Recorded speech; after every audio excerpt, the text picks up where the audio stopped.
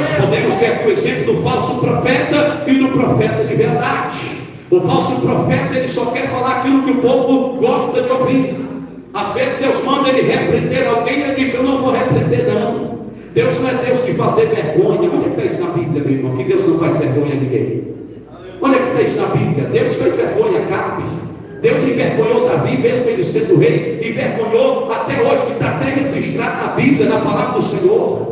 Deus, meus amados irmãos, ele quer que o profeta fale aquilo que ele mande. O profeta não pode ser covarde e se esconder de trás deste jargão, dizendo que Deus não envergonha. Quando tem que se envergonhar, ele envergonha. Ele envergonhou Miriam, e ele ainda disse ainda mais: não seria envergonhada aquela, aleluia, e ela passará 7 dias, salvo engano, fora do arraial, e passou 7 dias fora do arraial, toda leprosa. Por quê? Porque o Senhor envergonhou Miriam quando ela se levantou contra Moisés. Veja, meu irmão, que às vezes Deus vai envergonhar alguém para que ele venha se converter e mudar o seu mau procedimento e seguir conforme a vontade do Senhor nosso Deus.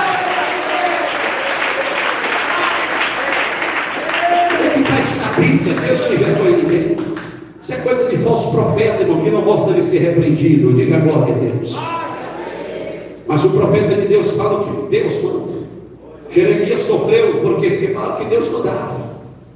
Deus usava Jeremias para repreender uma nação e dizer: vocês vão para o cativeiro, vocês vão morrer. Ele olhou para um e disse: olha, até determinado tempo você vai morrer. E o falso profeta morreu. Diga glória a Deus. Eu vejo que quando Deus fala através dos seus servos, se cumpre. Louvado seja Deus. Se alguém falou algo e não se cumpriu na sua vida, meus irmãos, de duas uma: ou era o espírito do diabo, ou era o espírito da própria pessoa, mas não era o espírito de Deus. Quando é o espírito de Deus, vai cumprir. Basta que você persevere firme na palavra do Senhor nosso Deus.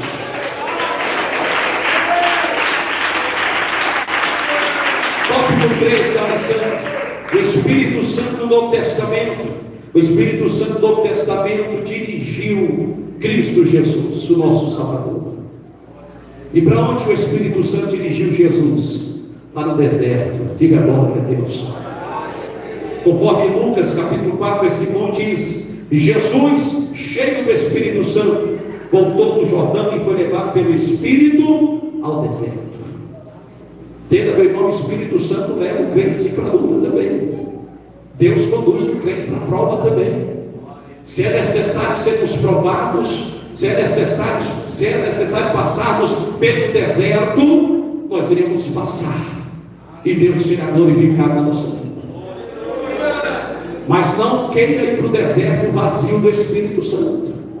Queira ir para o deserto cheio do Espírito Santo. Irmão, o crente não precisa temer a luta. O crente precisa temer uma vida vazia do Espírito de Deus. O crente que está cheio do Espírito Santo, ele vai para o deserto, ele vai para o vale, mas o Espírito está com ele, consolando ele, fortalecendo ele, dizendo que ele não está sozinho e que ele vai vencer pela graça de Deus na vida dele. É interessante, irmãos, que Lucas 4,14 vai dizer assim: então, pela virtude do Espírito, voltou Jesus para a Galileia, e a sua fama correu por todas as terras em derredor. Como é que Jesus sobe do deserto? Cheio do poder do Espírito Santo. Aleluia.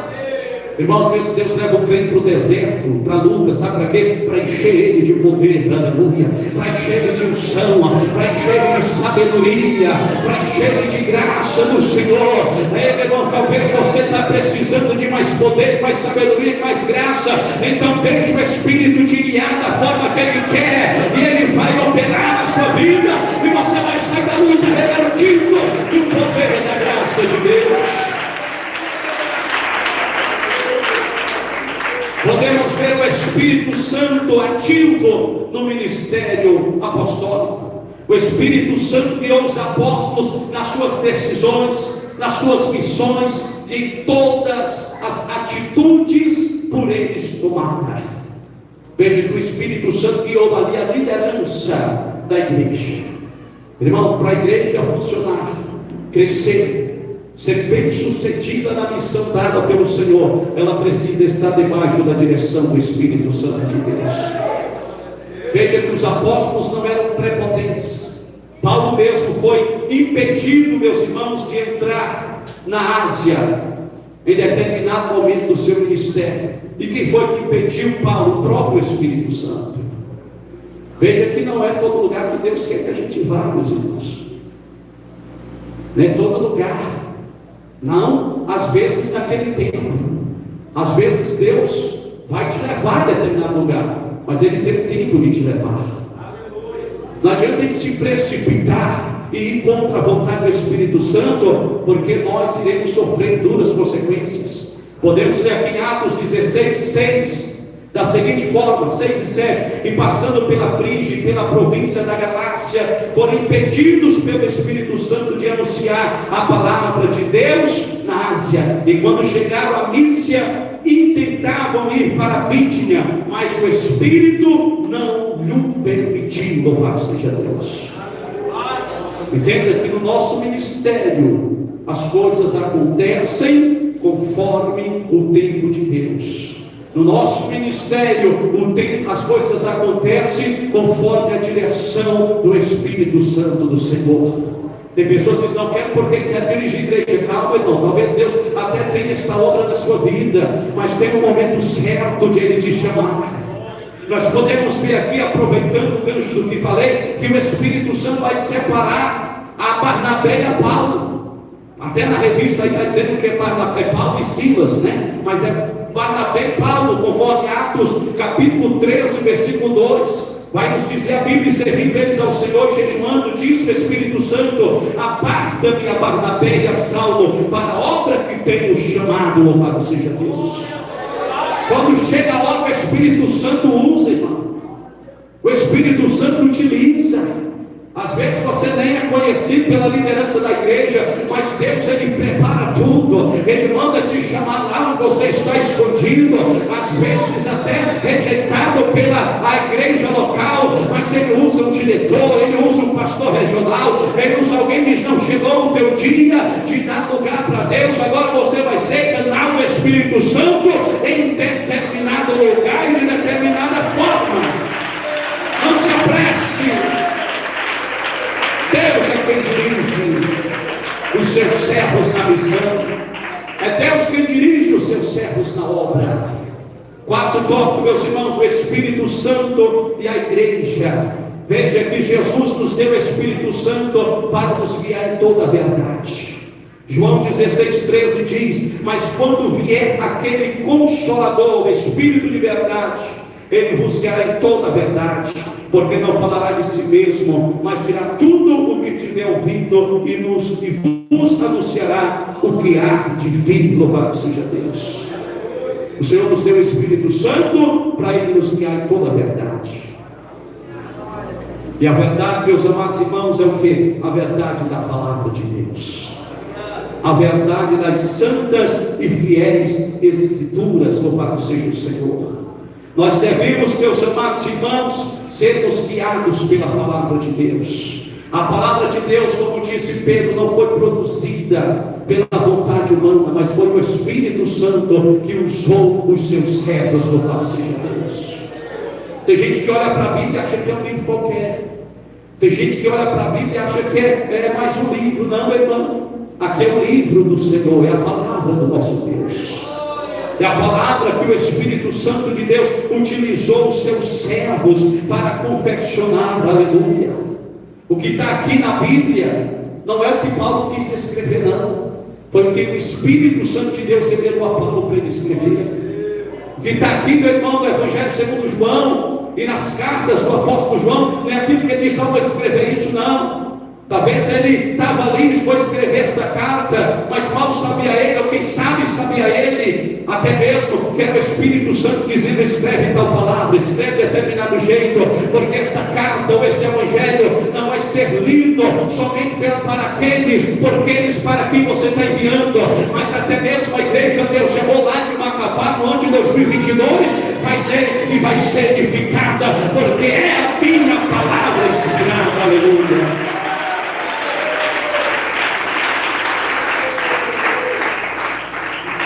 glória a Deus. Veja, a Bíblia ela foi escrita por cerca de 40 autores, em diferentes épocas, de diferentes nações, em lugares diferentes, em torno de 1600 anos aproximadamente. Mas não há nenhuma contradição na Bíblia, não há nenhum erro na Bíblia. A Bíblia, meus irmãos, tem 1189 capítulos e não tem nenhum erro nela. Diga glória a Deus. Tem 66 livros, 39 no Antigo, 27 no Novo Testamento, e não tem nenhum erro nela. A Bíblia Sagrada tem mais de 32 mil versículos e não tem nenhum erro nela. Louvado seja Deus. Não tem nenhuma contradição, porque a palavra de Deus é inerrante, ou seja, ela não erra. A palavra de Deus não erra. Se ela diz que vai acontecer, acontece. A palavra de Deus foi levada a Jeremias, e Jeremias falou e até escreveu que a Babilônia invadiria Jerusalém e levaria o povo preso. E Babilônia invadiu e levou o povo preso. Jeremias disse: vai durar 70 anos o cativeiro, e o cativeiro durou 70 anos. Por quê? Porque não era Jeremias que soubesse alguma coisa. Quem sabia era o Espírito Santo, e revelava o profeta. Ele falava, escrevia muitas vezes, e acontecia de forma infalível. A palavra de Deus ela é infalível, meus irmãos. Se a palavra diz que vai acontecer, vai acontecer. Pode demorar na ótica humana, mas no tempo de Deus ela acontece. Louvado seja Deus.